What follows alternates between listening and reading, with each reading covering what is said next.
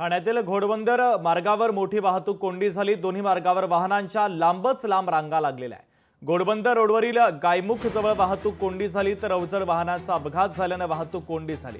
वाहतूक विभागाकडून वाहतूक कोंडी सोडवण्याचा प्रयत्न देखील केला जातोय।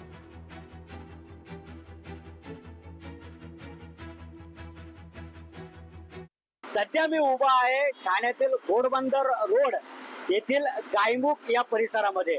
आपण बघतोय की सध्या या रोडची जी चाळण झालेली आहे आणि त्यामुळे मोठ्या प्रमाणात वाहतूक कोंडी देखील बघायला मिळते।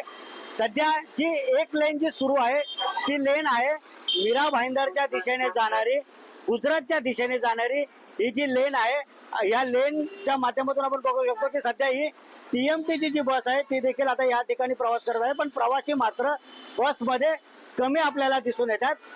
तर दुसरी जी लेन आहे ती ठाण्याच्या दिशेने आहे।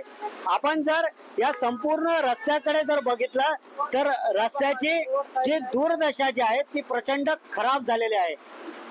अगदीच एक दोन नव्हे तर जवळजवळ 300 ते 400 मीटर पर्यंत रस्ता हा पूर्णपणे खडला गेलेला आहे। त्याच्यामध्ये असलेली जी बारीक जी खडी जी आहे ती पूर्णपणे वाहून गेली आहे। त्यामुळे जे मोठमोठे जे दगड जे आहेत ते देखील आपल्याला बघायला मिळतात आणि त्यामुळेच या ठिकाणी प्रचंड गाड्या ज्या आहेत त्या उलट सुलट दिशेने चालताना आपल्याला बघायला मिळतात।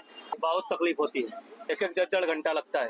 आपण बघतोय की 1 ते दीड तास या ठिकाणी जे वाहन चालक आहेत त्यांना या ठिकाणी प्रवास करताना लागतोय। मनीष गांगुर्डे, लोकशाही मराठी, ठाणे।